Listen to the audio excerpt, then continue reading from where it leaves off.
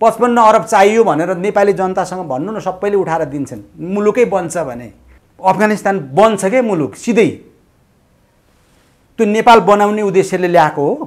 7वटा सरकार 7वटा देश जस्तो भइदियो क्या यहाँ। र चित्रबहादुरजीको कुरा सत्य कुरा उहाँले उठाएको रहेछ, हामीले नबुझिया रहेछ। जस्तै अब एमसिसी ल्याउन खोजिएको छ, त्यसको नियत ठिक छैन क्या। त्यसमा एउटा कमा पनि चेन्ज गर्न दिन्न खबरदार भनेको छ। जापानले दिएको छ त अरबौँ, खोइ हामीले उनीहरूले कन्डिसन राख्दैनन्, अरू कन्डिसन राख्दैनन्। सिपालु हुनुहुँदो रहेछ। होली वाइनवाला एकदम नि, उहाँ त पुरै चर्चको एजेन्ट नि। उहाँसँग त टिभीमा एभिडेन्स छ। भक्तपुरमा नारायणमान बिजु सेला पनि एकदम मान्छु क्या, म एकदम अलि राम्रो लाग्छ उहाँ चाहिँ। मलाई सरकारको लोभ पनि कहिल्यै गर्नुहुन्न। त्यही व्यवस्थाको विरोध गरेर हुर्केको म, पढ्न पाएँ, स्कलरसिप पाएँ, त्यतिको भइदिए हुन्थ्यो। हिजोको जस्तो बाहिर जाँदाखेरि इज्जत भइदिए हुन्थ्यो। कोही त बरु हिजोको व्यवस्था ठिक छ भन्छु म अहिले आएर। वर्ल्डको अथेन्टिक पेपरले के भनिदियो, के लेखिदियो भने उहाँको श्रीमती चाहिँ एसियाको सबैभन्दा भ्रष्ट भनेर उहाँले बुकमा अहिले निकालेको बुकमा भन्नुभएको छ त। मलाई चाहिँ डिजाइन गरेर त्यस्तो बनाइएको रहेछ भनेपछि अनि बिग्रेन कुरो।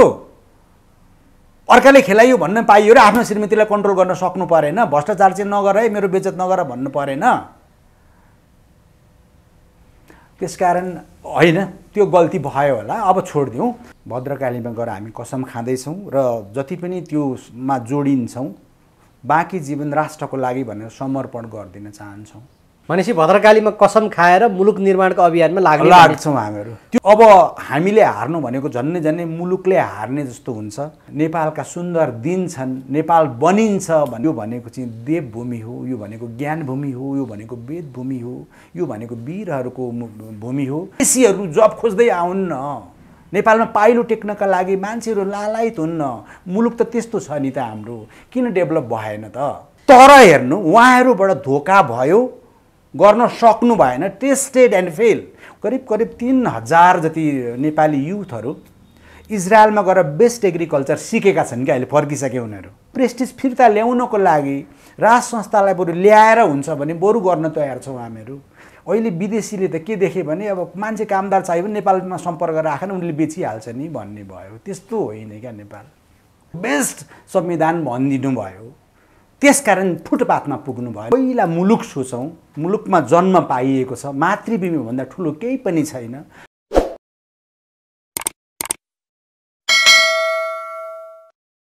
डाक्टर साहबलाई कार्यक्रममा स्वागत छ। हस्, धन्यवाद। डाक्टर साहब आजभोलि के गर्दै हुनुहुन्छ? आजभोलि म अलिक बिजी नै छु, किनभने हामीहरूले 14 गते यही सोमबार कृष्ण जन्माष्टमीको दिन परेको छ, छुट्टीको दिन पनि परेको छ। त्यो दिन चाहिँ हामीले एउटा डिक्लेरेसन गर्ने, घोषणा गर्ने हजुर कुरा छ। हामीले अहिले चाहिँ एक किसिमको एउटा मोर्चा जस्तो गरेर हामीले एकीकृत राष्ट्रिय शक्ति भनेको छ। त्यो एकीकृत भनेको चाहिँ हामीले पृथ्वीनारायण शाहलाई, राष्ट्र निर्मातालाई सम्झेर एकीकृत गर्न खोजेको, मुलुक जोड्न खोजेको हो। र एउटा मोर्चा सबैलाई जोड्दैछौँ, राष्ट्रवादी मान्छेहरूलाई, देशप्रेमी मान्छेहरूलाई, र त्यसको डिक्लेयर गर्छौँ हामीहरू। भनेको राजनीतिक दलकै रूपमा रहन्छ यो। अहिले यो मोर्चा हो, अहिले मोर्चाको रूपमा जो पनि आउन मिल्ने, जो जोडिए पनि हुने, जसले लिडरसिप लिए पनि हुन्छ। हामी व्यक्तिगत हामीलाई नै लिडरसिप चाहियो भन्ने पनि छैन। तर मुलुकलाई माया गर्ने मान्छे, उस्तै उस्तै एजेन्डा भएका मान्छेहरू चाहिँ चारपट्टि छरिएर बसेका रहेछन्। अब त्यसो नगरौँ। देशप्रेमीहरू एउटा कित्तामा बसौँ, देशद्रोहीहरू अर्को कित्तामा आफै लाग्छन्, साइड लाग्छन्। त्यसकारण इनिसिएट गर्न खोजेको हो। र यो 14 गते नै हामी गैरीधारामा एलिस रिसेप्सन छ। बिहान 8 बजेदेखि हाम्रो प्रोग्राम हुन्छ। त्यो प्रोग्राम चाहिँ 12 बजेसम्म चल्छ। के कार्यक्रम हुन्छ डाक्टर साहब त्यहाँ? त्यसमा हामीले चाहिँ एउटा घोषणा जस्तो, यो मोर्चा यसरी बनेको छ राष्ट्रप्रेमीहरूको, जसको नेतृत्वमा यो नेतृत्व त्यही दिन नै तय गरिन्छ। त्यो जो पनि हुनसक्छ, जो अब हामी छान्दैछौँ, त्यो त्यही दिन नै कुरा होला। जो हामी नेतृत्वपट्टि भन्दा पनि अहिले कस्तो छ भने कसरी चाहिँ जोड्ने त, त्यसमा छौँ। त्यसको के यो राजनीतिक दल जस्तो कुनै एउटा विचार समूहसँग आस्था राखेर बढ्ने हुन्छ कि? यो चाहिँ एउटा कमन प्लेटफर्म बनाउनु हाम्रो उद्देश्य चाहिँ त्यो हो। अब क्लब जस्तो क्लब जस्तो मोर्चाहरूको संयोजन जस्तो जो एउटा समूह, ग्रुप। व्यक्ति पनि आउन मिल्यो, समूह आउन पनि मिल्यो र धेरै आउनु भएको छ, धेरै नै जोडिनु भएको छ। भक्तपुरबाट आउँदै हुनुहुन्छ, पाटनबाट, काठमाडौँबाट आउँदै हुनुहुन्छ, स्थानीय बासिन्दाहरू आउँदै हुनुहुन्छ, जसले मुलुकलाई माया गर्छ, जसले चाहिँ डेभलपमेन्ट चाहन्छ, जसले मुलुक जोड्न चाहन्छ। यस्तो खालको चाहिँ हामीले बनाउन खोजेको। खास यसको मूल उद्देश्य के हो? के उद्देश्यका लागि यो मोर्चा एकीकृत हुँदैछ? देशप्रेमीहरू एकजुट एक ठाउँमा नबसेको देखेर हामीलाई औडा भयो क्या। पृथ्वीनारायण शाहलाई एकदम मान्ने, राष्ट्र निर्माता भनेर मान्ने मान्छेहरू छरपष्ट भएको देखियो। त्यसो नगरौँ, यो लिडरसिपको कुरो पछि आउला, पहिला त मुलुकपट्टि जाउँ न, मुलुक चाहिँ जाउँ भन्ने हिसाबले हामीले जोड्न खोजेको हो। हामी त्यो डिक्लेयर गर्दैछौँ र खुसीको कुरो आज सन्दर्भ पनि मिल्यो। एभरेस्ट टेलिभिजनलाई धन्यवाद पनि दिन्छु। हामीले चाहिँ अलिकति देशभरि नै पृथ्वीनारायण शाह जहाँ जन्मिनु भएको थियो त्यो ठाउँको र देशका हरेक शक्तिपीठहरूको माटो पनि ल्याएको छ, माटोको टिका पनि लगाउँदैछौँ। अझ तपाईँलाई भन्न मिल्छ होला, किन पर्सेकै कुरो, अब कसैले त्यो खासै बिगार्नुहुन्न होला। भद्रकालीमा गएर हामी कसम खाँदैछौँ र जति पनि त्योमा जोडिन्छौँ, बाँकी जीवन राष्ट्रको लागि भनेर समर्पण गरिदिन चाहन्छौँ। इमान्दारिताका साथ धोकाधडी गर्न पाइँदैन। भनेपछि भद्रकालीमा कसम खाएर मुलुक निर्माणको अभियानमा लाग्छौँ हामीहरू। त्यो कसम यसमा कुनै धोकाधडी, त्यो झुक्याउने यो त्यो भन्ने कुरै छैन। को रहनुहुन्छ त्यसमा? अहिले त धेरै नामहरू छन्, धेरैजनाले इन्ट्रेस्ट देखाउनु भएको छ। तर हामी पनि केयरफुल हुँदैछौँ ताकि धोका नहोस्। भोलि एउटा बनाउनु, फेरि गएर धोका खानु, अब हामीलाई उँधो लाग्नु छैन। अब हामीले हार्नु भनेको झन्नै मुलुकले हार्ने जस्तो हुन्छ। त्यसकारण हामी एकदम केयरफुल हुँदैछौँ, बेस्ट ट्राई गर्छौँ मातृभूमि नेपालको लागि।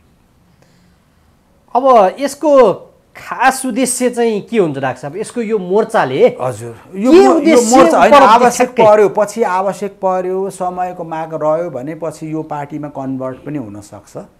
किनभने अब हामी डेमोक्रेसीमा छौँ, इलेक्सनमा जानुपर्ने स्थिति आयो भने त्यो पनि सोचिन्छ, त्यो पनि सोचाइमा छ, त्यो पनि हेर्छौँ हामीहरू। यसको मुख्य उद्देश्य भनेको चाहिँ मातृभूमि नेपाल, पृथ्वीनारायण शाहलाई हामीले, पृथ्वीनारायण शाहको जीवनलाई, उहाँलाई हामीले चाहिँ एउटा पथ प्रदर्शक अथवा राष्ट्र निर्माताको रूपमा उहाँको फिलोसफी नै, सिद्धान्त, दर्शन नै अब पृथ्वीनारायण शाहको हुन्छ नेपालको सन्दर्भमा चाहिँ। त्यो चाहिँ सुइटेबल हुन्छ भन्ने हामीलाई लागेको छ। र हाम्रो मातृभूमिका जति पनि ठाउँहरूमा, कति ठाउँमा सीमा मिचिएका छन्, कतिहरूले अब मुलुक सकियो भनेर निराशा फैलाउन खोजेका छन्। अब यस्तो हुँदैन। नेपालका सुन्दर दिन छन्, नेपाल बनिन्छ भन्ने सकारात्मक कुराहरू ल्याउन हामी चाहन्छौँ र सबै देशवासीहरूलाई, स्वदेशमा रहेका पनि विदेशमा रहेका पनि जोड्न चाहन्छौँ र विकासका खाकाहरू दिन्छौँ हामीहरू। त्यसमा हाम्रो एक्सर्साइज भएको छ। मुलुक यसरी बन्छ भन्ने कुरा हामी हरेक नेपालीहरूसम्म पुग्न चाहन्छौँ भनेर, विथ इभिडेन्स। यसो गर्दा मुलुक बन्छ। पहिला मुलुक बनाऊँ भन्ने कुरा छ, मुलुक जोगाऊँ भन्ने कुरा छ। किनभने विश्वमा थोरै राष्ट्र मात्रै हुँदा पनि नेपाल थियो र नेपाललाई धेरैचोटि मैले भनि पनि सकेँ, सबैलाई, तपाईँहरूलाई पनि थाहा छ, यो भनेको चाहिँ देवभूमि हो, यो भनेको ज्ञानभूमि हो, यो भनेको वेदभूमि हो, यो भनेको वीरहरूको भूमि हो, यो भनेको सृष्टिमा सबैभन्दा सुन्दर भूमि पनि हो, सृष्टिमै सबैभन्दा सुन्दर। डाक्टर साहब, अब पृथ्वीनारायण शाह पथ प्रदर्शक भन्नुभयो। पृथ्वीनारायण शाह आजको दिनमा हुनुहुन्न, आधुनिक नेपालका निर्माता हो उहाँ। हजुर। त्यसो भएपछि अब तपाईँहरूले पृथ्वीनारायण शाह नरहेको कन्डिसनमा उहाँले त नेपाल एकीकृत गरिदिनु भयो, अब उहाँ स्वर्गवास भइसक्नुभयो। हजुर। अब यहाँहरूको खास मूल उद्देश्य के हुन्छ? यसो हुन्छ, पुरा स्पष्ट गरिदिनुहोस्। पृथ्वीनारायण शाहको भौतिक शरीर मात्रै छैन, पृथ्वीनारायण शाहको भौतिक शरीर मात्रै नरहेको हो, तर पृथ्वीनारायण शाहले गर्न खोज्नु भएको के थियो, उहाँको दिव्य उपदेशहरू कस्ता छन्, उहाँको कूटनीति कस्तो थियो, राजनीति कस्तो थियो, यी सबै कुराहरू छन् नि त, ती जीवित छन् र ती कहिल्यै पनि हराउँदैनन्। जबसम्म आधुनिक नेपाल रहिरहन्छ तबसम्म राष्ट्र निर्माता रहनुहुन्छ। हामीले साह्रै ठुलो गल्ती गरेछौँ।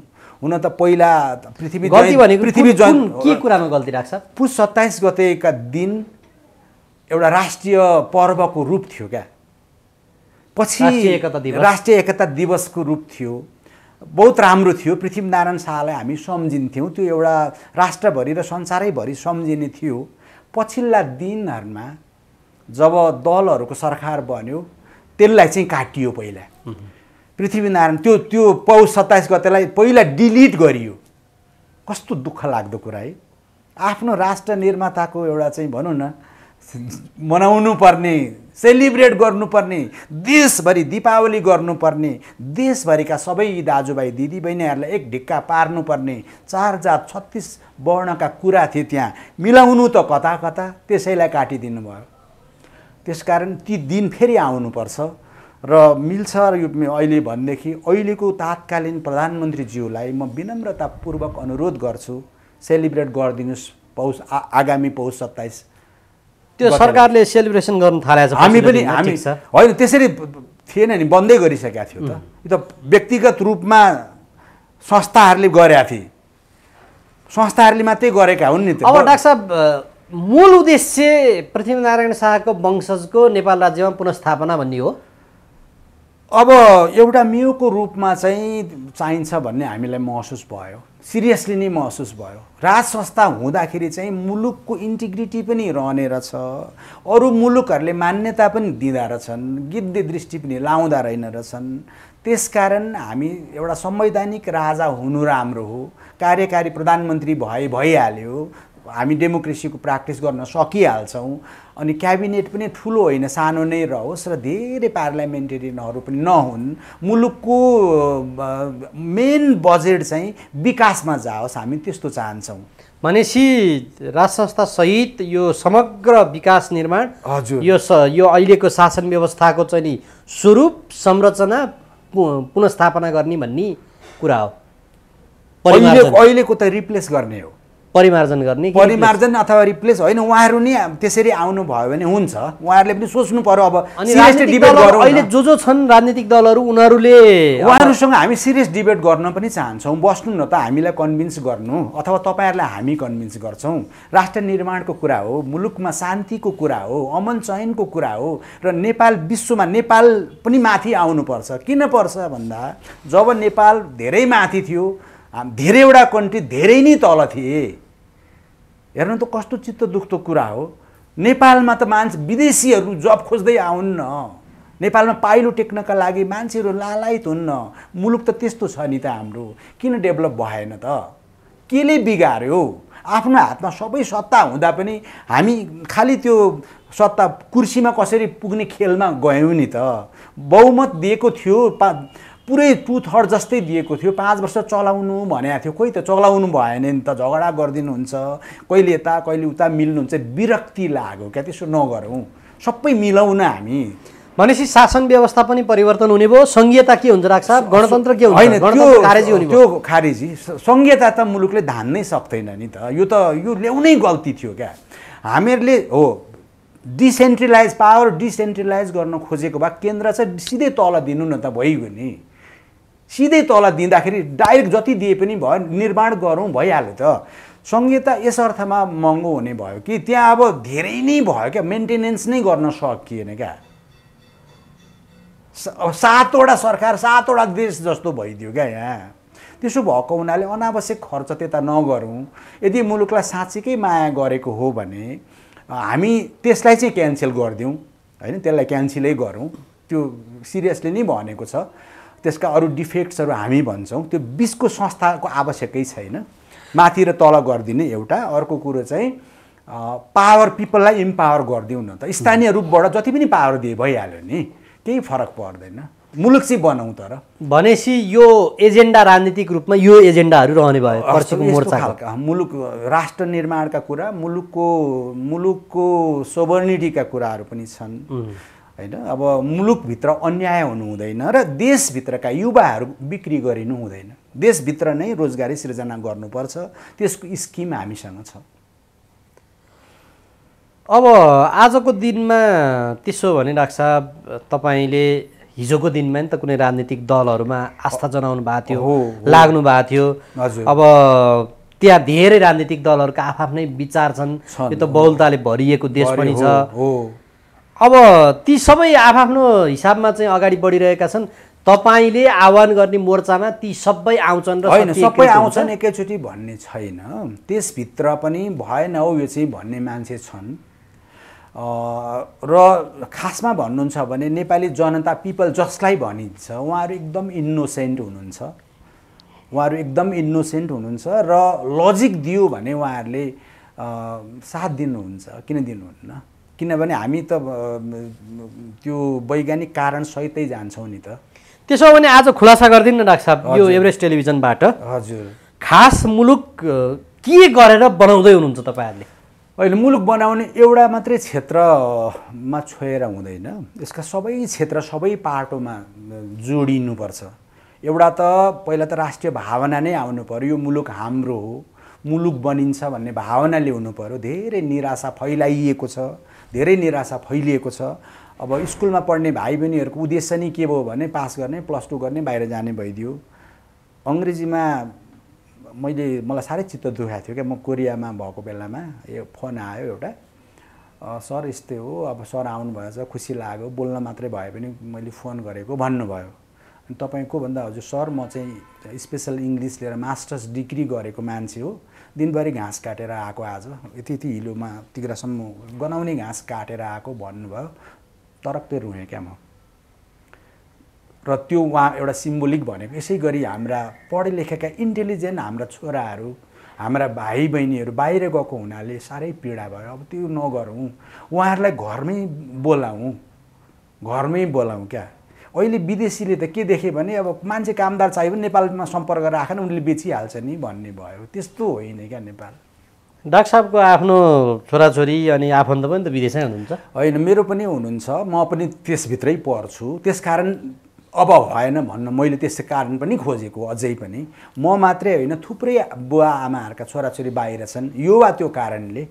त्यस्तो हुनु भएन। मुलुकप्रति गर्व गरौँ न जन्मेका हाम्रा भाइ। ठिक छ डाक्टर साहब, म कस्तो भयो भने हजुर यो खास गरी निश्चित उमेरमा चाहिँ हजुर त्यो खालको सोच आउने, हजुर जो युवा पुस्ता छन् नि, हजुर त्यो युवा पुस्तालाई चाहिँ त्यो खालको सोच नदेखिने। हजुर होइन, यस्तो हुन्छ, एउटा बाहिर देखौँ भन्ने रहर हुन्छ। ठिक छ, बाहिर जानु हुँदैन भनेको पनि होइन, बाहिर जानु 2-4 वर्ष जब गर्नु पनि त्यो आपत्ति कुरा रहेन, बाहिर देख्न खोज्नु पनि आपत्ति कुरा रहेन। त्यो मिल्छ, त्यो एउटा यङ एज हुन्छ, देखौँ भन्ने हुन्छ, जाँगर भन्ने हुन्छ, त्यो ठिक छ, त्यसमा धेरै वरि हुनु परेन। तर जेनरल ट्रेन्ड नै त्यो चाहिँ हुनु भएन नि त। राष्ट्रको नीति नै ट्रेन्ड यस्तो भयो नि डाक्टर साहब, युवा अवस्था विदेश जाने, बुढ्यौलीमा राष्ट्रवाद उर्लिने, अनि बुढाबुढी भएपछि नेपाल आउने, त्यो त्यस पछाडि यहाँ आउने, पत्रिका पढ्ने, चर्का कुरा गर्ने, राजनीतिक दललाई गाली गर्ने, यस्तो ट्रेन्ड आयो क्या डाक्टर साहब? त्यस्तो ट्रेन्ड आयो। त्यो गलत भयो भने करेक्सन गरौँ न त। करेक्सन त जहिले पनि गर्न मिल्यो नि, थाहा पाएपछि। थाहा पाइयो भनेपछि त करेक्सन गरौँ न त। त्यो गल्ती गरियो अरे ल भने अब यस्तै हो भनेर माई मारेर छोडिदिने त। लेबर उत्पादन गर्ने मात्रै मुलुक होइन नि त हाम्रो। सबै कुरा छ त प्रकृतिले दिएको, मेहनती मान्छे छन्, अलिकति सिस्टम मिलाउने बित्तिकै बन्छ नि त। हामीले गल्ती गऱ्यौँ अरे, अब सुध्रियौँ न त।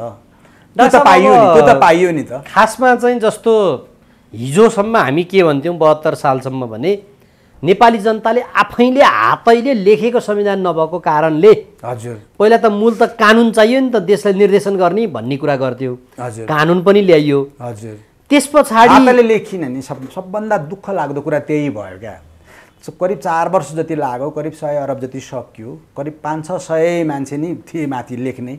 यो वा त्यो किसिमबाट 600 एक त वैधानिक तहबाटै आएका थिए। हजुर के ती 601 जनाले लेखे त हाम्रो संविधान? 589 जनाले गरेर त साइन गरिदिए कि उनीहरूको एक्टिभ पार्टिसिपेसन थियो र थिएन नि। दलका केही लिडर्सहरू इन्भल्भ भए, अरूले डिजाइन गरिदियो संविधान, यस्तो यस्तो चाहिँ लेख्नु भनिदियो, यता इम्प्लिमेन्ट भयो, जुन मुलुकको लागि सुइटेबल थिएन। र त्यस्तो खालको संविधान लेख्न छानेको पनि थिएन हामीहरूले। बहुत गल्ती भयो, धोका त्यहाँ भयो। त्यसकारण एकचोटि धोका भयो अथवा एकचोटि गल्ती भयो भने अब करेक्सन गरौँ न त। करेक्सन त जहिले पनि गर्न मिल्यो नि। हाम्रो कुरा चाहिँ त्यहाँनिर छ। के साँच्चीकै निरपेक्षता हाम्रो डिमान्ड थियो र आन्दोलनको?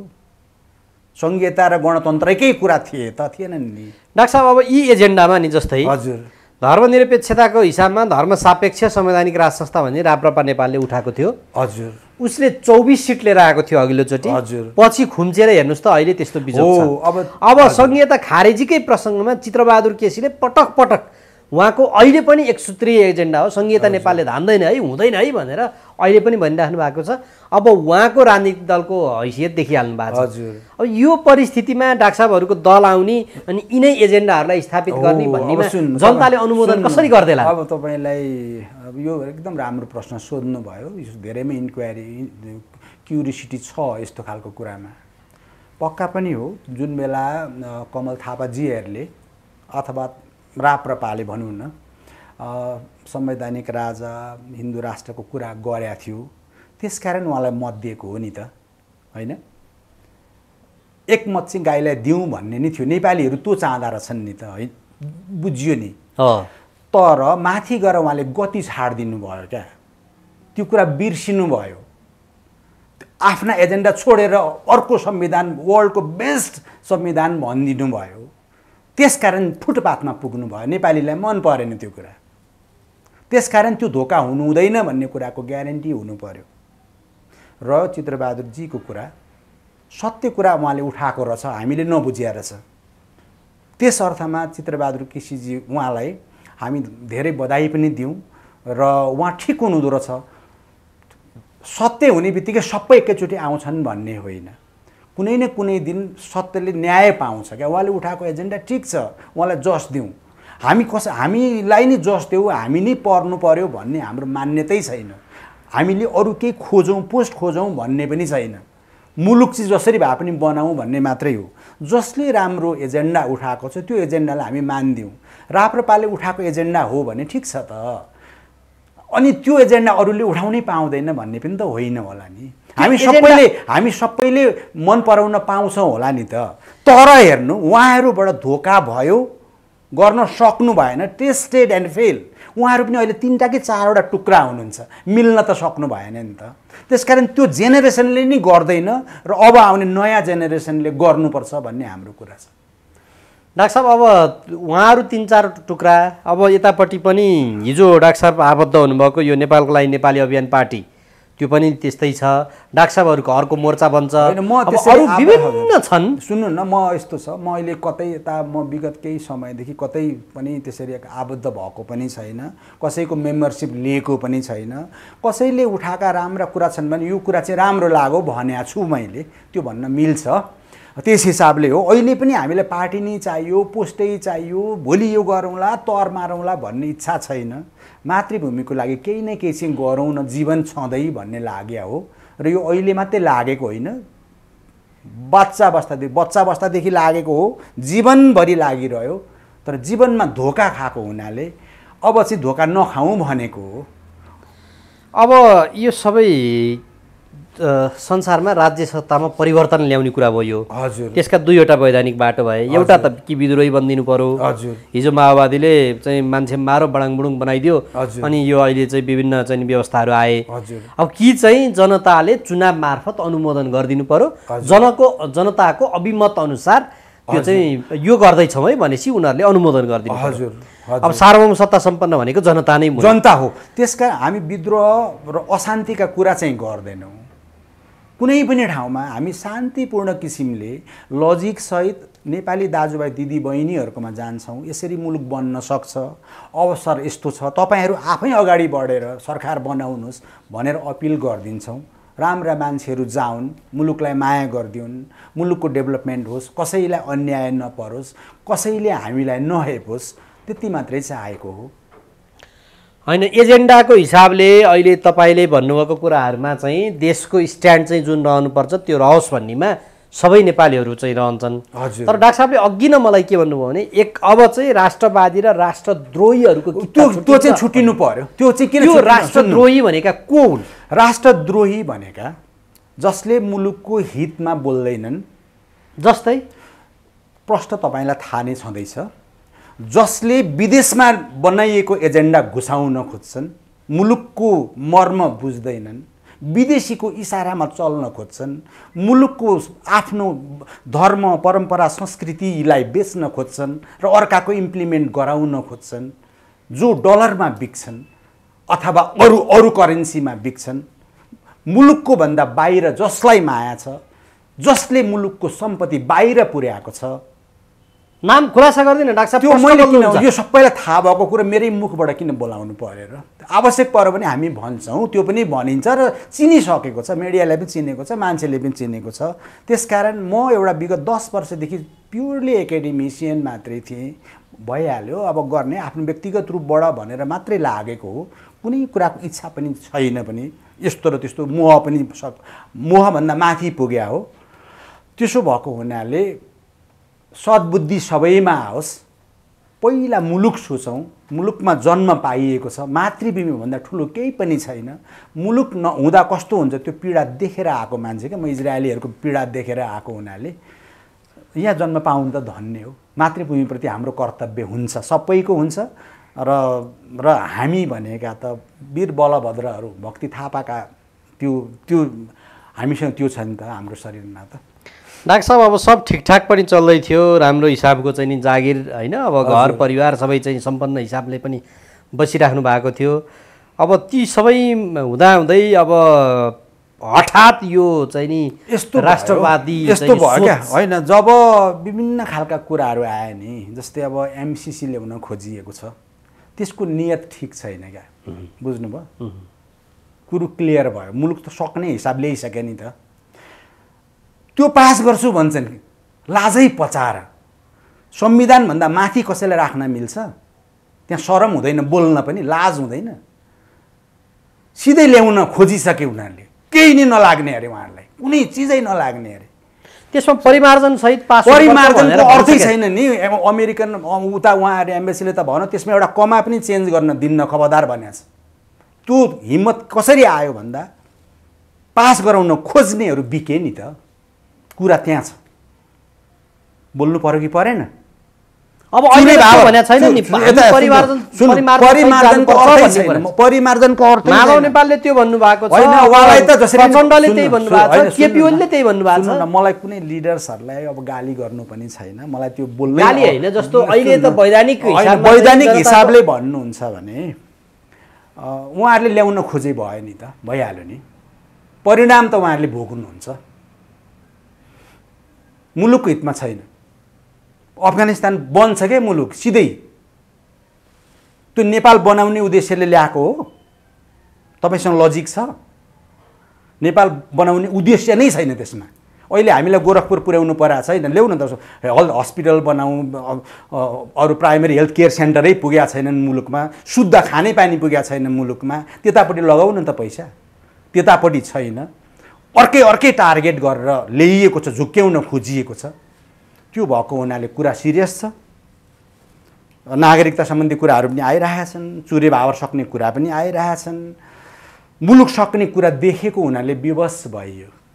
डाक्टर साहब भन्नेहरूले के भन्छन् भने एक त नेपाल सरकारले एमसिसीका लागि आफैले एप्लाई गरे हो, त्यो त हो, त्यो गर्नुभयो नि, त्यसको त्यही त खेल गरिदिनु भयो त। त्यति पैसा आयो भनेदेखि देश विकासमा चाहिँ देश विकासमा के एनसेलबाट उठाउनुहोस् न पैसा, देश विकास चाहियो भने, करप्सन गरे मान्छेहरूबाट उठाउनुहोस् न पैसा, मुलुकै बनाउनु पर्ने हो भने 55 अरब चाहियो भनेर नेपाली जनतासँग भन्नु न, सबैले उठाएर दिन्छन्। मुलुकै बन्छ भने त्यति पैसाले मुलुक बन्छ?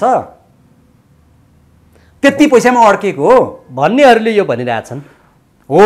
त्यसकारण त्यो गलत कुराहरू नभनौँ, प्रायोरिटी हामीले पाउनुपर्छ। उहाँहरूले हामीलाई निशर्त दिए भइगयो त, दिएको भए हामीले पैसा नलिउँ भनेकै छैन। जापानले दिएको छ त अरबौँ, खोइ हामीले उनीहरूले कन्डिसन राख्दैनन्, अरू कन्डिसन राख्दैनन्। इभन युएसएडले पनि त दिएको छ नि पैसा, हामीले के विरोध गऱ्यौँ र? तर जुन कन्डिसनहरू राख्न खोजियो त्यो आपत्तिजनक भयो भनेको हामीले। अनि त्यो पास गराउनु, म आउने बित्तिकै पास गराइहाल्छु, मुलुक डेभलप गरिहाल्छु भन्नुभयो होइन माधव नेपालले। एउटा चर्चको त एजेन्ट हुनुहुँदो रहेछ नि त विगत 20-30 वर्षदेखि, 112-15वटा मुलुक त्यसमा घुम्नु भएको रहेछ, सिपालु हुनुहुँदो रहेछ। होली वाइनवाला एकदम नि, उहाँ त पुरै चर्चको एजेन्ट नि, उहाँसँग त टिभीमा एभिडेन्स छ। अहिले भनिसक्नुभयो एमसिसी परिमार्जन सहित हो भने पास गर्ने, नत्र नगर्ने भन्नुभयो उहाँको दल अहिले बनाएपछि। होइन, त्यो परिमार्जन त कमा पनि फेर्न दिँदैन। त्यसरी त पास हुँदैन नि त फेरि। पास हुँदैन, पास त हुनै हुँदैन। किन उहाँहरूको शुद्ध इन्ट्रेस्ट छ भने म सबै अमेरिकाका सबै सिटिजनहरूलाई धेरै धेरै थ्याङ्कफुल छु। तपाईँहरूले यदि विशुद्ध हिसाबले नेपाललाई सहयोग गर्न खोजेको भए अमेरिकाप्रति हामी सकारात्मक छौँ, किनभने युएनओमा हामीलाई रिकगनाइज गर्नमा एउटा ठुलो रोल खेल्या पनि छ, नेपाल बनियोस् भन्ने नै छ। तर यो कुरा चाहिँ उहाँहरूले जिद्दी नगरिदिनु, राम्रो हुँदैन, रिलेसन बिग्रिन्छ र यो क्षेत्रै सकिन्छ। विश्वका 50वटा देशलाई अमेरिकाले चाहिँ धेरैवटा कन्ट्रीले रिजेक्ट गरिदियो, इभन श्रीलङ्काले मानेन, छोडिदिनु न कुराहरू। त्यो यो यसमा भ्रम नगरौँ, डिस्कसन पनि गर्न जरुरी छैन। ठिक छ डाक्टर साहब, म अर्को एजेन्डामा जान्छु। हजुर, अर्को एजेन्डा जाउँ न बरु। यो देश विकासको अब त्यसो भने मोडलमा नि डाक्टर साहब हजुर हामी के गरेर चाहिँ यो मुलुक विकास हुन्छ? हामी तपाईँलाई कार्यपत्र नै लिखित रूपबाट अहिले भनेर मात्रै हुँदैन, म लिखित रूपबाट विकासका एजेन्डामा मान्छेहरूले के कृषि भन्छन्, के पर्यटन भन्छन्, कि अब यो अरू विभिन्न एजेन्डाहरू ल्याछन् नि। सुन्नु हामीहरू त साधारण कुराहरूबाटै गरिदिन्छौँ। सुरुवात एकदम सिम्पल कुराहरूबाट गर्नुपर्छ, एकैचोटि ठुलो महत्त्वकाङ्क्षी हुनु हुँदैन। त्यसको लागि पहिला चाहिँ 77 जिल्ला छन् नि अहिले, होइन? त्यो 77 जिल्लामा कुन कुन जिल्लामा कस्तो कस्तो खालको इन्डस्ट्रिजहरू अहिले सुरुमा स्याम्पलको लागि स्मल कटेज इन्डस्ट्रिज नै भनौँ न, त्यो हामी गरिदिन्छौँ। त्यसको लागि रेडी छन्, हामीलाई दिने मान्छे पनि रेडी छन्। त्योभन्दा बिगर स्केलको इन्डस्ट्रिजहरू सेटअप गरिदिनको लागि पनि हामीलाई दिने मान्छेहरू नै छन्। हामीसँग बजेट हामीसँग छैन होला, किनभने सङ्घीयतामा हाम्रा उहाँहरूलाई पाल्दाखेरि 800 जति मान्छे पाल्दाखेरि मेन बल्क त्यता जान्छ, ढिकुटीमा पैसा छैन भनेको के दिने मान्छे राख्छ? हामीलाई सहयोग गरिदिने मान्छे, आइडिया दिने मान्छे, आवश्यक पऱ्यो भने थोर बहुत फाइनेन्सियल सपोर्ट पनि गरिदिने कन्ट्रीहरू पनि छन् क्या। नेपाललाई साँच्चीकै माया गरिदिने, नेपालले गर्न खोज्यो है भन्ने थाहा पायो भने दिन्छन् क्या, त्यस्तो गरिदिन्छन्। तर उनीहरूलाई के छ भने त्यो नदेखेर हो क्या यहाँ। अनि त्यसकारण हामीले त्यो एउटा सिम्पल कुरा भनेको कृषिलाई त प्रायोरिटी दिनै पर्यो, होइन? कृषिको लागि त एउटा खुसीको कुरा छ, करिब 3000 जति नेपाली युथहरू इजरायलमा गएर बेस्ट एग्रिकल्चर सिकेका छन् क्या, अहिले फर्किसके उनीहरू। अनि उहाँहरू भनेको मुलुकको गहनाको रूपमा लिनुपर्छ र गभर्मेन्टले उहाँहरूलाई प्रोत्साहन गरिदिनुपर्छ, उहाँहरूको उत्पादन लिइदिनु पर्यो र मार्केट दिनु पर्यो क्या उहाँहरूलाई। कृषि त छुनै, अब कृषि कसरी गर्ने भन्ने हामी वर्ल्डको बेस्ट ठाउँबाटै सिकौँ न।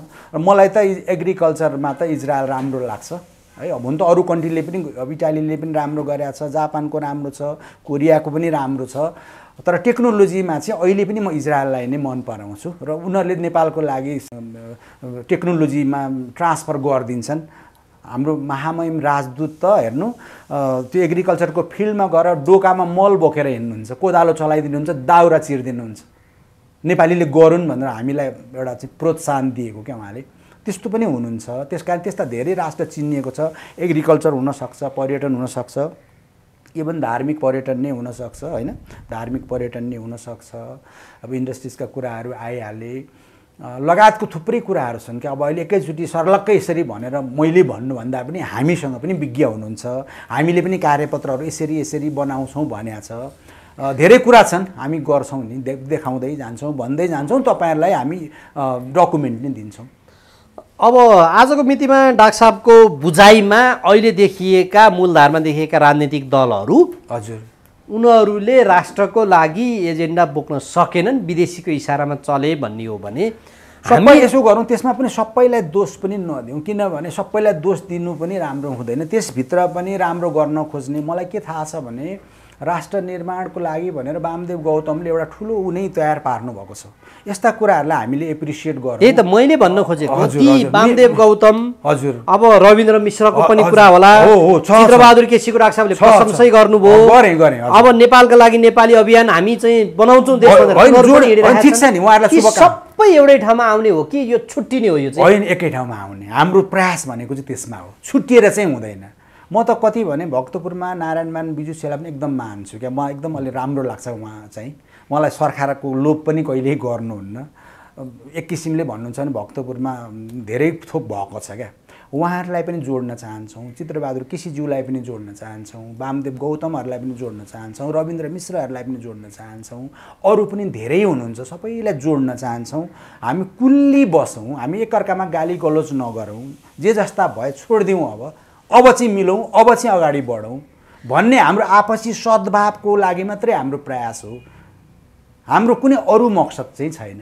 हुन्छ डाक्टर साहब, यो सकारात्मक सोच लिएर हिँड्नु भएकोमा म शुभकामना दिन चाहन्छु। तर के हुन्छ नेपालमा भने नेपालीहरू स्वार्थमा अलिक बढी रुमल्लिहाल्छन्। जस्तै यहाँले जो व्यक्तिहरूको नाम लिनुभयो ती सबै एउटै ठाउँमा आउँदा त्यो खिचडी बन्ने भयो। अनि हिजो अब यहाँ हेर्नु न, अब आजको मितिमा दल अहिले भर्खरै फुटेर अर्को बन्यो, जसले आफैले बनायो त्यो व्यक्ति नै निक्लेर हिँड्यो। यो भनेको कस्तो देखिन्छ भने नेपालमा आफ्नो मन मिलुन्जेल एकदमै ठिक, जुन दिन मन मिलेन त्यस पछाडि त्यो जति बेठिक केही पनि हुँदैन क्या। यस्तो हुँदो रहेछ। त्यसलाई मैले कसरी लिएँ भने यो सबै कुराहरू भनेको अलिकति दलिद्री, अलिकति गरिबीले पनि हो क्या। नेचरको हिसाब, नेचरले दिएको प्राकृतिक स्रोतको हिसाबले चाहिँ नेपाल विश्वको धनी नै हो होइन, हरेक दृष्टिकोणले। तर अन्य कुराले दलिद्र भयो। दलिद्र भएपछि झगडा गर्छन् क्या मान्छेले। खासमा नेपालमा 2-3वटा भन्दा बेसी पार्टीको जरुरी नै छैन। अरू डेभलप कन्ट्रीमा पनि हुँदैन। जस्तै अमेरिकामा 2-3वटा पार्टी छन्, युकेमा 2-3वटा पार्टी छन्। अब हेर्नु त यहाँ अध्यादेशै संविधानमा त्यस्तो चुनौती दिएर अनि हिजो चाहिँ बढी पार्टी भयो भनेर त्यो थ्रेसहोल्डको व्यवस्था गर्ने, आज चाहिँ फेरि बढी पार्टी बनाउनकै लागि अध्यादेशको व्यवस्था, त्यो मिलेन क्या। त्यो अनइथिकल कुराहरू भयो। यस्तो कुराहरूले चाहिँ साह्रै विरक्ति लागेरै होइन, अब त उठ्नु पर्यो, युथहरूमा चाहिँ मेसेज पुर्याउनु पर्यो, हाम्रो भाइ बहिनीहरूमा पुर्याउनु पर्यो, सकारात्मक सन्देश जाओस्, मुलुकप्रति आशावादी बनुन् भन्ने चाहिँ हाम्रो उद्देश्य छ। अब आजको मितिमा जे जस्तो भए पनि, जस्तै अब मैले यो उदाहरण मात्र दिएको, नेकपा एमालेकै कुरा गरौँ। हजुर, त्यहाँभित्र हिजो माधव नेपाललाई उचाल्नेहरू चाहिँ अन्तिम आवरमा आएर उनलाई धोका दिए होइन, उनीहरू लागेनन्, पार्टी फुटाउँदैनौँ हामी भनेको यस्तै गरेर मानिसहरूले के गर्छ भने भोलिको करियरमा ध्यान दिन्छ, मूलधारमा चाहिँ को रहन सक्छ त्यसमा ध्यान दिन्छ। अहिलेको परिस्थितिमा पनि डाक्टर साहबकोमा सबै राजनीतिक दलहरूबाट मानिसहरू आउलान् कि केही 2-4 जना मात्रै त्यो कोठे बैठकभित्र मात्रै सीमित हुने व्यक्ति आउलान् त? अब हामीले चाहिँ समग्र राष्ट्रको लागि नै सोचेको हो, हामीले व्यक्तिगत रूपमा सोचेको छैन। जसले लिए पनि भयो, तिनै दलहरूभित्रका पनि असल इमान्दार मान्छेहरू एक ठाउँमा आउनुहोस्, मुलुक बनाऊ। हामी सबैको कमन कज छ, नेपालीहरू चाहिँ मिलौँ, नेपालीहरू चाहिँ मिलौँ। अब कति अब पुग्यो क्या, अब पुग्यो यो। अब मुलुकलाई चाहिँ नसकौँ, मुलुक बनाऊ, मुलुक जोगाउँ, त्यति मात्रै हाम्रो अनुरोध हो। जो पनि आए भइहाल्यो नि, अथवा हामी नि उहाँहरूसँग गइदिउँला नि त, भइहाल्छ क्या, हामीलाई केही फरक परेन। अब एजेन्डामा विवाद हुन्छ नि डाक्टर साहब, जस्तो सङ्घीयता नेपालको लागि उपयुक्त भन्नेमा धेरैको अहिले बाहिर एक्सपोज नभए पनि त्यो बुझिन्छ मनसाय। तर राज संस्था पुनर्स्थापनाको विषयमा चाहिँ उहाँहरूको त्यति धेरै मत देखिँदैन। होइन, त्यो सुरुमा त सङ्घीयताको अथवा यसको त कुरो उठाउनै हुँदैन थियो नि त। अहिले आएर त डिबेट ओपन भइसक्यो त, पार्टीले नै कुरो उठाइसक्यो नि। राज संस्था पनि त्यस्तै हो। कार्यकारी सबै पावर देऊ भनेको पनि होइन। मुलुक हामीले प्रधानमन्त्री छानौँ न त, कार्यकारी निर्वाचित, प्रत्यक्ष निर्वाचित देशभरिबाट छान्न पाउनु पर्यो क्या हामीले हाम्रो प्रधानमन्त्री। अहिले चाहिँ ओपन जस्तै छ नि। नेकपा एमालेको राजनीतिक दलको एजेन्डै त्यही थियो। वामदेवले त प्रस्ताव ल्याइसक्नु भयो। मिल्छ त कुरो, त्यसकारण मिल्ने भयो नि त। कार्यकारी देशभरिबाट कार्यकारी प्रधानमन्त्री छानौँ, एकदम राम्रो हुन्छ क्या। अनि फेरि हाम्रो अरूले कतिले उठाउनु भएको छ, स्वागत नेपालजीले उठाएको कुरा, त्यो उहाँको एजेन्डा मन परेछ मलाई। Call to reject, call back भनेको छ नि, त्यो भनेको पनि एउटा राम्रो छ क्या। त्यो जसका राम्रा एजेन्डाहरू छन्, मिलाउँ न त। किनभने प्रधानमन्त्री छानिएर गएपछि ऊ देश र जनताप्रति जवाबदेही हुनुपर्छ। उसले भनेको कुरा गरेन भने जनताले बोलाउन पाउनु पर्यो र देशभरिबाट छान्न पाउनु पर्यो। एउटा जिल्ला, एउटा कन्स्टिट्युन्सीले मात्रै छानेर पुगेन भन्ने हाम्रो कुरा हो। र यी सबै कुरामा हामी छलफल गर्छौँ र एउटा हामीले ड्राफ्ट कन्स्टिट्युसन बनाइसकेका छ, बनाउने क्रममा छौँ र त्यो पब्लिकमा ल्याउँछौँ हामी। मुलुक सुहाउँदो यो ठिक छ कि छैन? अब गर्नेहरूले गर्दैला न डाक्टर साहब। जो अहिले तपाईँले आरोप लगाएका छन् उनीहरूको हातमा छ नि त समग्र। अहिले त डाडु पुन्याउने सरकार त उनीहरूको हातमा छ नि। कसरी डाडु पुन्याउ पनि छ उहाँहरूभित्र। उहाँहरूले पनि रियलाइज गर्दै हुनुहुन्छ। एउटा टाइम लाग्छ अलिकति मान्छेलाई, मुलुकै सकि नै हालौँ भन्ने उहाँहरूलाई पनि छैन। अब काम गर्दै जाँदा कति भयो होला, कति भएन होला, कहिले बुद्धि अलि ढिलो आयो होला, कहिले अलि छिटो आयो होला। जस्तै रविन्द्र मिश्रजीले अहिले उठाउनु भएको कुरा, राम्रो कुराहरू ल्याउनु भएको छ त। पार्टीभित्र विद्रोह हेर्नु न उहाँकै त्यस्तै हुन्छ। यहाँ एकचोटि हुन्छ होइन, एक किसिमले ट्युन गरेर लगिराखेको ठाउँमा अर्को किसिमको सोचाइ आयो भने एक किसिमको विद्रोह जस्तो हुन्छ। तर अल्टिमेटली कुन चाहिँ सही छ त्यसले लिड गरिहाल्छ नि। फेरि अल्टिमेटली त सत्य कुराले नै जित्छ नि त। होइन, अब त्यो त सबैले हाम्रो एजेन्डा ठिक भन्छ नि। माओवादीले आजको दिनमा संघीयता धर्मनिरपेक्षता हामीले जित्यौँ भनिरहेछ नि। त्यहाँभित्र पनि मैले चिन्छु मान्छे, त्यहाँभित्र म रहेकै हुनाले चिन्छु, यो मन पराएको छैन।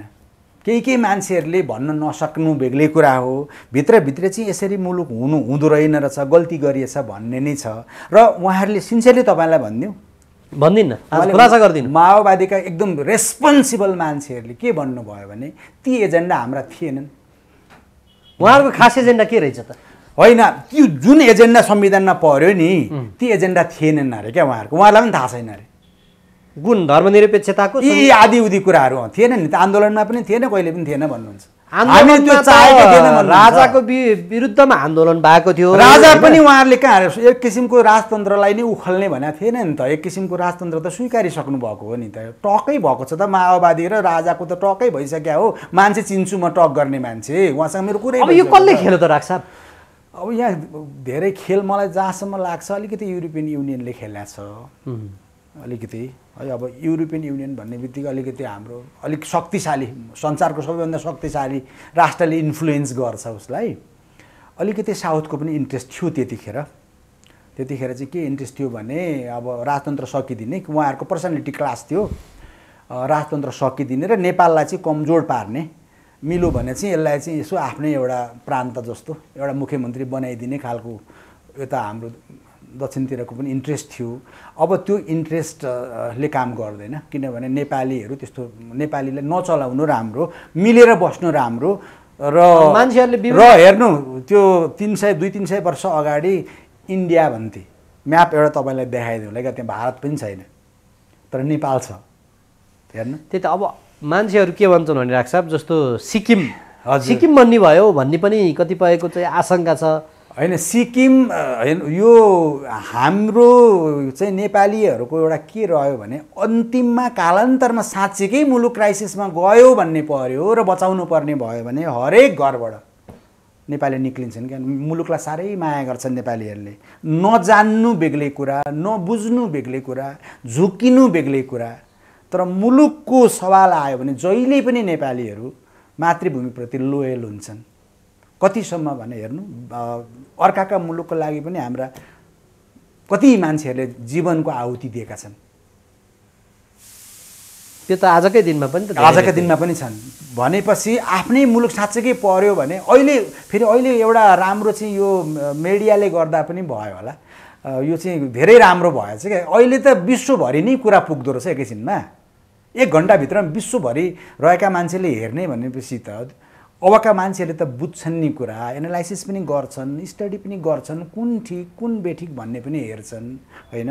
तपाईँले भनौँ न 18 साल 28 साल 10-12 वर्षको बिचमा धेरै कुराहरू सेटअप भइसकेको थियो त नेपालमा। 10-12 वर्ष महेन्द्रको भनौँ न 18 सालदेखि 28 सालसम्मको यसो हेर्ने हो, 8-10 वर्ष 10-12 वर्षको हेर्ने हो भने नेपाल त धेरै कुरामा स्वावलम्बी भइसकेको थियो त। त्यो किन नष्ट गरेको? चित्त दुखाइ त्यहाँ पनि छ, चित्त दुखाइ। नेपालको कत्रो इन्टरनेसनल प्रेस्टिज थियो, त्यो प्रेस्टिज किन गुम्यो अहिले? चित्त दुखाइ त्यहाँ पनि छ। त्यसकारण त्यो प्रेस्टिज फिर्ता ल्याउनको लागि राज संस्थालाई बरु ल्याएर हुन्छ भने बरु गर्न तयार छौँ हामीहरू। तर हामीलाई बाहिर जाँदाखेरि वाउ नेपाली भनुन् क्या मान्छेले, बाहिर जाने बित्तिकै त्यो कमाइ त्यो काम गर्ने मजदुरहरूको देश होइन, त्यहाँ त जति पनि पाउँछ मान्छे बोलाउनु, घरमा काम गर्ने, घाँस काट्ने गर्ने, त्यसरी हेप्न थाले क्या हाम्रो स्वाभिमानलाई। त्यस्तो नहोस् भन्ने चाहेको हो। अब आजको दिनमा त्यसो भने डाक्टर साहब तपाईँहरूले भोलि पार्टीकै रूपमा चाहिँ नि त्यो आवश्यक पर्यो भने हो, नगर्दा पनि सकिन्छ। हामीलाई अब लोभ पनि छैन धेरै। हामी अब पार्टी नगरिकन त तपाईँहरू संशोधन नआइकन तपाईँहरूले संविधान संशोधन होइन, त्यो पर्यो भने त्यो सोचाइ पनि छ। तर कसरी जाने, कसरी सबैलाई युनाइट गर्ने, लाइक माइन्डेडहरू चाहिँ कसरी जोड्ने चाहिँ हाम्रो चिन्ताको विषय हो। एउटा पार्टी गर्ने बित्तिकै अर्को नआइदिएला, मेरै पार्टी छ भन्ला, पार्टीको इगो यति कम्प्लिकेसन रहेछ अहिले त। यो 2-3 महिनामा त म छक्क परेँ, यस्तो धेरै कम्प्लिकेटेड होला भन्ने चाहिँ सोचेको थिइनँ फेरि मैले। पार्टीभित्रै पनि एउटै पार्टीभित्र नै कचिङ बोल। अहिले त यो पछिल्ला दिनमा हेर्नु, म पनि हिजो अब त्यही माले बनाउने, त्यही एमाले बनाउन धेरै नै मेहनत गरेको हुनाले, जीवन मेरो 50 वर्ष त्यस्तैमा सकिएको हुनाले त्यो फुर्ता चित्त चाहिँ दुख हो क्या मलाई नै। कता कता भित्र मन चाहिँ, किनभने 2/3 पाएकै थिए, 2/3 पाएकै थिए, अलमोस्ट 5 वर्ष शासन सत्ता पनि पाएकै थिए। डेभलपमेन्टपट्टि लगिदिएको भए र झमेला किचुला नगरिदिएको भए काँचुले फेर्थ्यो त मुलुकले। हामीले त्यही चाहेका थियौँ, हामीले अरू केही खोजेकै थिएन, हामी खुसी थियौँ त। तर त्यो भएन, टुटो नि बिचैमा। यो कसको कारणले टुट्यो त डाक्टर साहब? अब त्यो लिडर्सहरूकै कमजोरी भन्नुपर्छ, उहाँहरूलाई कहीँबाट गाइडेड गरिएको छ। अब त्यो तपाईँले बुझिहाल्नुहुन्छ। त्यसो गर्नुभयो भने पनि त गलत भयो नि त। 5 वर्ष चलाउनु पर्थ्यो, अर्को आउँथ्यो इलेक्टेड, उसलाई दिनु पर्थ्यो। हामी किन बोल्थ्यौँ र? बोल्ने कामै छैन त। मुलुक बनिदियो भने जसले बनाओस् न हामी मानिदिन्छौँ। मुलुक बनाउने जोसुकै होस् मानिदिन्छौँ क्या हामीहरू। अब अहिले भएका यी राजनीतिक दलका नेता, शीर्ष नेताहरू सबै हामी मुलुकै बनाउनेको लागि त आएको नि भन्छ नि त। सक्नु भएन नि त। टेस्टेड एन्ड फेल, उहाँहरू फेल हुनुभयो। 5 वर्ष अहिले नचलाउँदै देखिहाल्नुभयो। उहाँहरू कतिसम्म फेल हुनुभयो भने यही अहिलेकै इभिडेन्स हेर्नु नि। एमाले फुट्यो नि, फुटेन? फुट्यो। फुटेर कसकोमा गएर मिलौ भन्दाखेरि प्रतिपक्ष 63 सिटवाला मान्छेलाई प्रधानमन्त्री बनायो। ल हेर्नु त। तर उहाँहरूलाई अप्ठ्यारो लाग्दैन, एकदम गौरव साथ भन्नुहुन्छ, ठिक गरेँ भन्नुहुन्छ। र मन्त्री बन्न लालायत केही मान्छेहरू देख्छु क्या म। बिचारा माया पनि लाग्छ मलाई। कति साह्रो रहर लाएर चाहिँ मन्त्री हुन। होइन, मन्त्री भएर म देश विकास गर्छु भन्ने हरेक राजनीतिको रहर भइहाल्छ। त्यो हुन्छ, तर अनहेल्दी किसिमबाट जानुभयो त। अब के, अब उहाँको पाला भनेको अब ल पुरै इलेक्सनसम्म जानु 12-14 महिना होला। 12-14 महिनामा कायापलट गर्नलाई जाने हो र होइन नि। 12-14 महिनामा तर मार्न जाने हो, झन्डा चढेँ भन्न सानको लागि जाने हो। तर आफू कुन धरातलमा आएको थिएँ, कुन पृष्ठभूमिबाट आएको थिएँ, त्यो कुरा चाहिँ नबिर्सेको भए हुन्थ्यो। अलिक धैर्य गरेको भए हुन्थ्यो जस्तो लाग्छ मलाई। भनेपछि आजको दिनसम्म यी राजनीतिक दलहरूले देश विकासमा योगदान गर्न सकेनन्। छैन, सक्नुहुन्न। लक्षण यो परिवर्तन, यो अहिलेको अवस्था, यो अवस्था बरु चाहिएको थिएन। बरु मलाई हिजोकै व्यवस्था ठिक छ। हिजोको व्यवस्था कमसेकम हिजो न्याय थियो, कमसेकम हिजो कसैको डर हुन्थ्यो। बोल्न दिएन, यो दिएन भन्ने कुरा पनि होइन रहेछ। त्यही व्यवस्थाको विरोध गरेर हुर्केको म। पढ्न पाएँ, स्कलरसिप पाएँ, त्यतिको भइदिए हुन्थ्यो। हिजोको जस्तो बाहिर जाँदाखेरि इज्जत भइदिए हुन्थ्यो। कोही त बरु हिजोको व्यवस्था ठिक छ भन्छु म अहिले आएर। अहिलेको यो विसङ्गति देख्दाखेरि विरक्तिएको छु हामीहरू। म मात्रै होइन, मैले त बोल्न सकेँ, बोल्न नसक्ने मान्छे धेरै छन्। लाखमा होइन, अहिले त करोड पुग्न लागिसकेका छन् मान्छे। परिवर्तन, अर्को विकल्प चाहियो भनेर त्यो डिमान्ड पनि भएको हुनाले, आइदिनु न कोही भनेको हुनाले नै हामी बाहिर निक्लेको। नभए चुपै लाएर बस्थ्यौँ पनि होला। म अब मुलुक बनाउँछु, यसरी हुँदो रहेछ भनेर रविन्द्र मिश्रले पार्टी खोल्नुभयो। उहाँले अहिले पनि सङ्घर्ष गर्दै हुनुहुन्छ। बाबुराम भट्टराईले खोल्नुभयो। हजुर। अब परिवर्तन सम्भव छ, हाम्रै पालामा भन्नुभयो। चुनावमा चाहिँ नराम्रोसँग चाहिँ नि राजनीतिक दलले चाहिँ नि भोट ल्याउन नसकेपछि अहिले कहिले कता मिसिनुहुन्छ भन्छन्। जनताले फेरि विश्वास गर्दैन क्या। उहाँको प्रधानमन्त्री भएको बेलामा यो देशका अलमोस्ट 100% मान्छे खुसी भएका थियो। बाबुराम जब प्रधानमन्त्री हुनु, किन एजुकेटेड मान्छे है, एजुकेटेड डक्टरेट गरेको मान्छे नै मुलुकको प्रधानमन्त्री भन्दा यति खुसी भएका थिए है। त्यो उहाँले अब अलिक पछि मिलेन। पछि किनभने अब उहाँले त आफैले त खासै भ्रष्टाचार, मुस्ताङ चढ्नुभयो 2 दिन होइन। उहाँले आफैले त के गर्नु पर्थ्यो र। तर एउटा वर्ल्डको अथेन्टिक पेपरले के भनिदियो, के लेखिदियो भने उहाँको श्रीमती चाहिँ एसियाको सबैभन्दा भ्रष्ट भनेर। उहाँले बुकमा, अहिले निकालेको बुकमा भन्नुभएको छ त, मलाई चाहिँ डिजाइन गरेर त्यस्तो बनाइएको रहेछ, परिचालन गरेर, अरू मान्छे परिचालन गरेर त्यो देखाइएको रहेछ, यहाँ त खेल अर्कै हुँदो रहेछ भन्नुहुन्छ त उहाँ। त्यतिखेर थाहा नपाएर अहिले थाहा पाउनुभयो। रिग्रेट गरेर मुलुक बनाउँछु भन्नुभयो भने उहाँलाई जहिले पनि रेड कार्पेट छ त। आउन त मुलुक बनाऊ, सबै मिलाउँ न त, भइगयो नि। उहाँ एउटा आर्किटेक्ट हो। उहाँलाई अहिले पनि त काठमाडौँका मान्छेले धन्यवाद दिएका छन् त बाटो बढाइदिएकोमा, दिएका छन् त। राम्रो कुरालाई त मान्छन् नि। तर एउटा वर्ल्डको अथेन्टिक पेपरले उहाँको श्रीमतीजीलाई एसियाकै सबैभन्दा भ्रष्ट आइमै भनेर लेखाएको छ। तपाईँलाई चाहिन्छ भने म दिउँला, त्यो बरु हेर्नु भएको छैन भने। मैले हेरेको छु। हो भनेपछि अनि बिग्रेन कुरो। अर्काले खेलाइयो भन्न पाइयो र आफ्नो श्रीमतीलाई कन्ट्रोल गर्न सक्नु परेन। भ्रष्टाचार चाहिँ नगर है, मेरो बेइज्जत नगर भन्नु परेन। त्यसकारण होइन, त्यो गल्ती भयो होला, अब छोडिदिउँ, अब मिलौँ न त। अपिल छ, आउनुहोस् मुलुक बनाऊ, एकै ठाउँमा बसौँ। रविन्द्र मिश्रजी आउनुहोस्, रवि लामिछानेजी कहाँ हुनुहुन्छ आउनुहोस्, अर्को आउनुहोस् बालकृष्णजी आउनुहोस्, यतातिर देवप्रकाश त्रिपाठीजीहरू आउनुहोस्, मनिषाजीले पनि धेरै वरि देखाउनु भएको छ, आउनु, हामी सबै मिलौँ न त नेपाली, संसारभरि रहेका सबै नेपाली मिलौँ न त। अब गल्ती कमजोरी मात्रै केलाएर फ्रस्ट्रेसन मात्रै भएर डिप्रेसनमा मात्रै बसेर कति चित्त दुखाउनु। एउटा चित्त छ, एकचोटि मर्ने चोला छ, कुन बेला मरिन्छ थाहा पनि छैन।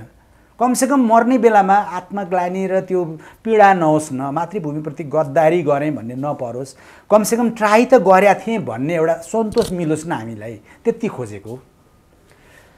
डाक्टर साहब, यहाँको अभियानको म शुभकामना व्यक्त गर्छु। हजुर, र यहाँलाई समय दिनुभयो, म धन्यवाद र आभार व्यक्त गर्छु। हस्, र तपाईँलाई पनि धेरै धेरै धन्यवाद दिन्छु। र बहुत खुसी छु नेपालका नदी नालामा, किनभने एउटा भनिदिइहालौँ, भन्नु न। इजरायलमा के अरे त्यो मेलबर्नमा के छ भने एउटा यारा नदी छ क्या। हजुर, यारा नदी भनेको चाहिँ आर्टिफिसियल नदी हो, समुद्रबाट तानेर ल्याएको। त्यसको दुईटै किनारले गर्दा करोडौँ करोड डलर भित्राइदिन्छ क्या मेलबर्नमा, एकदम धनी पारिदिएको छ यारा नदीले। हाम्रो मुलुकमा त प्रकृतिले दिएकै नदी कलकल करोडौँ वर्षदेखि बगि नै राखेका छन्, र ती हरेक नदीका दुवै किनारमा मैले समृद्धि देख्छु, र यस्तो सुन्दर नेपाल, धपक्कै बलेको नेपाल देख्छु क्या मैले। त्यसकारण लालायत छु मातृभूमिप्रति। हस्, धन्यवाद डाक्टर साहब। ल, मेरो तर्फबाट पनि अब केही कुराहरू राख्ने मौका दिनुभयो, तपाईँहरूलाई पनि धेरै धेरै धन्यवाद छ। हामी सबै नेपाली जोडिन सकौँ, नेपाल समृद्ध होस्, दुःखका दिन सकिउन्, यो शुभकामना पनि छ। हस्, धन्यवाद।